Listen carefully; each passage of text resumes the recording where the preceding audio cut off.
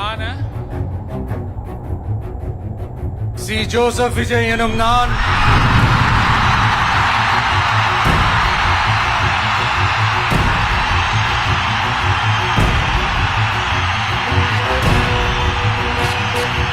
சட்டப்படி அமைக்கப்பெற்ற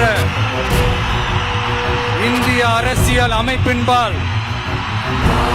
உண்மையான நம்பிக்கையும் மாறா பற்றும் கொண்டிருப்பேன் என்றும் இந்திய நாட்டின் ஒப்பில்லாத